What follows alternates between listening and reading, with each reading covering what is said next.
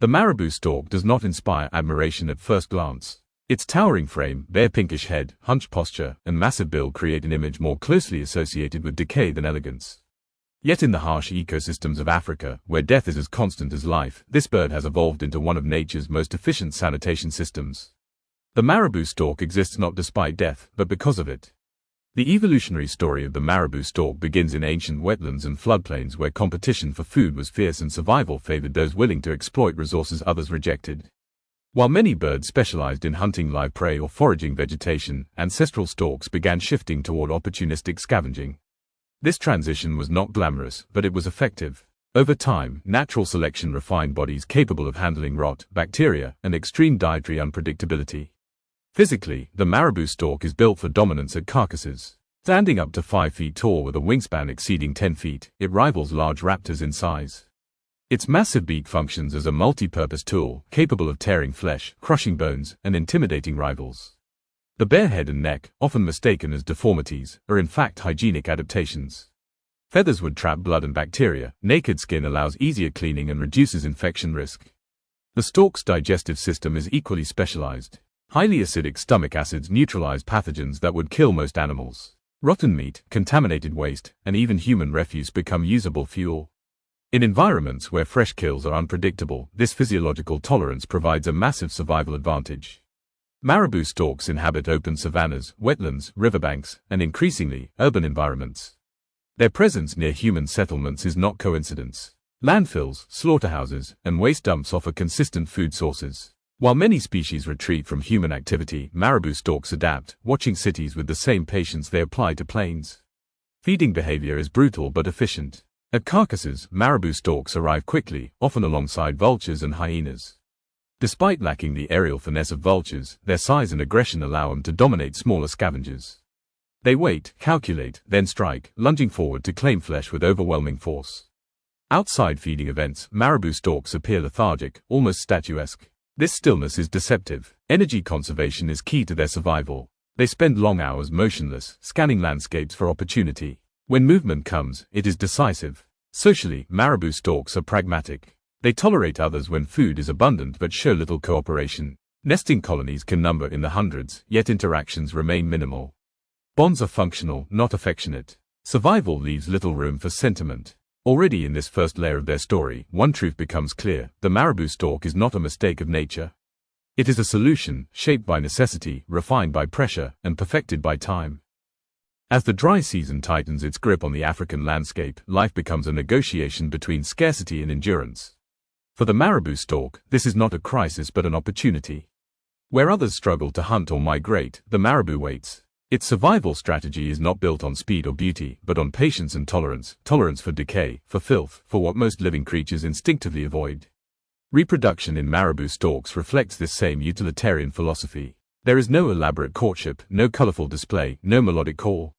Pair bonds form based on proximity, timing, and availability. Breeding often coincides with dry seasons, when receding waters expose carcasses and waste, ensuring sufficient food for adults and chicks alike.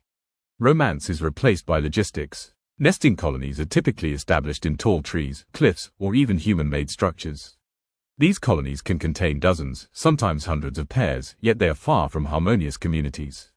Each nest is fiercely defended. Aggression is common. Bills clash, wings flare, and dominance is asserted not through ritual, but through force. In such dense colonies, space is currency. Eggs are laid in rough nests made of sticks and debris. Both parents participate in incubation, alternating shifts to protect eggs from heat, predators, and opportunistic neighbors. Once hatched, chicks grow rapidly, their grotesque appearance mirroring the adults: oversized heads, bare skin, and awkward proportions. They are fed regurgitated food, often partially digested carrion, rich in calories but laden with bacteria. Only chicks with strong immune systems survive this diet. Weakness is quickly eliminated. This brutal early life serves a purpose. From birth, marabou storks are exposed to pathogens that would overwhelm most species.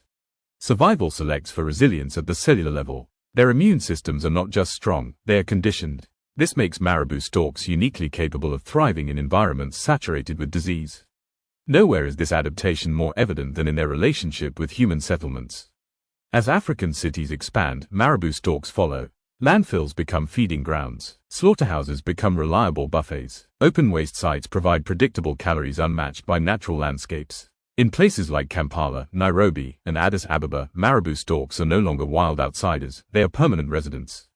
This proximity creates tension. To humans, Marabou storks are unsettling. They gather in large numbers, perch on rooftops, patrol garbage dumps, and stare with an unblinking calm that feels accusatory.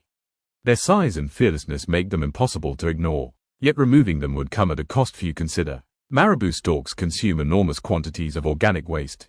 Rotten meat, discarded food, animal remains, materials that would otherwise attract rodents, feral dogs, and insects capable of spreading disease. In this way, Marabou storks function as living waste management systems. They reduce pathogen loads, slow decomposition, and interrupt disease transmission cycles. Ironically, the very traits that make them valuable also make them vulnerable.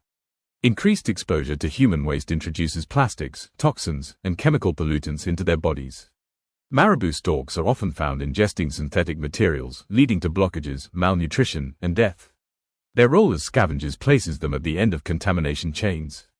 Disease ecology further complicates their story. Because Marabou storks consume infected carcasses, they are often assumed to spread disease.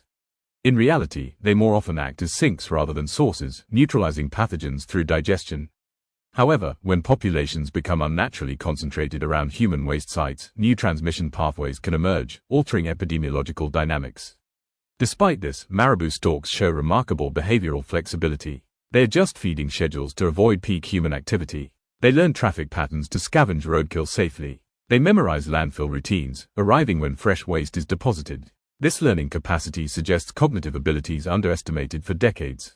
Social interactions within these urban populations remain minimal. Cooperation is rare. Competition is constant. Hierarchies form based on size, aggression, and experience. Younger birds are often displaced, forced to forage at the margins, where risks are higher and rewards lower. Through all of this, the Marabou stork persists, not as a symbol of decay, but as proof that survival does not require approval. It requires effectiveness. In environments reshaped by human excess, this bird has found relevance, not by changing its nature, but by leaning fully into it. To understand the Marabou stork fully, one must step back from appearance and confront function. In nature, beauty is irrelevant. Efficiency is everything. The Marabou stork exists because ecosystems produce waste, death, and decay at scales that cannot be ignored.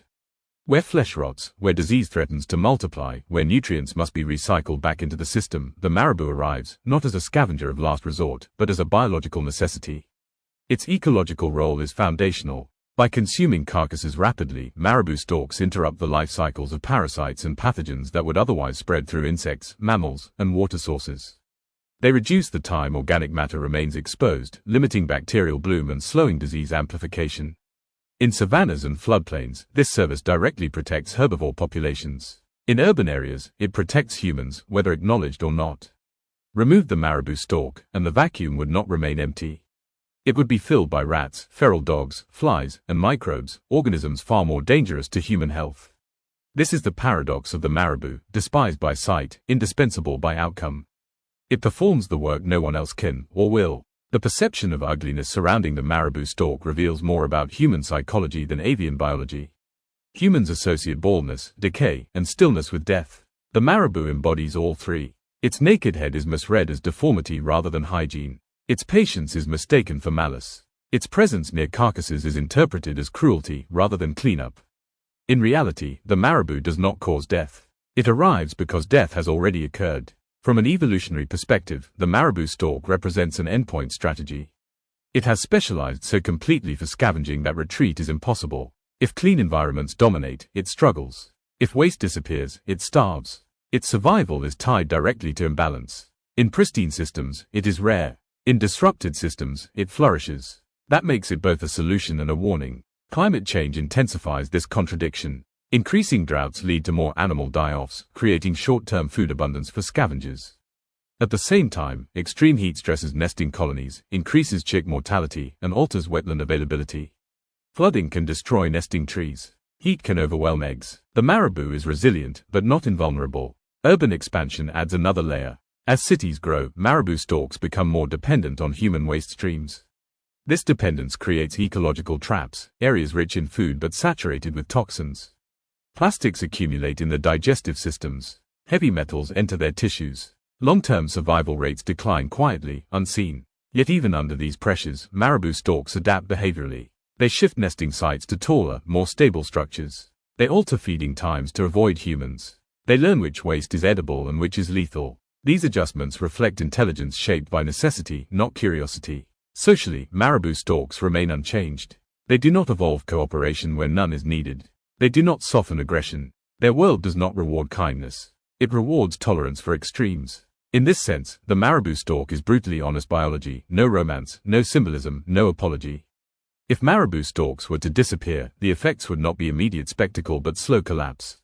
Carcasses would linger longer, disease vectors would multiply, scavenger niches would fragment, human-wildlife conflict would increase. Ecosystems would grow louder, dirtier, and less stable. The absence of the marabou would be felt not in silence, but in noise, in flies, in sickness, in rot.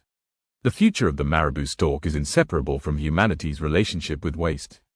As long as death exists, as long as consumption creates excess, as long as ecosystems need cleaners, the marabou will remain relevant. But relevance does not guarantee protection. Misunderstood species are rarely defended. In the end, the marabou stork stands as a biological truth many prefer to ignore. Not all guardians are beautiful, not all heroes are admired, and not all survival strategies are comforting. Some creatures endure by confronting what others avoid. Motionless against the African sky, wings spread wide, head bare and unblinking, the marabou stork waits. It does not judge the world it cleans. It simply does the work, quietly, efficiently, and without permission.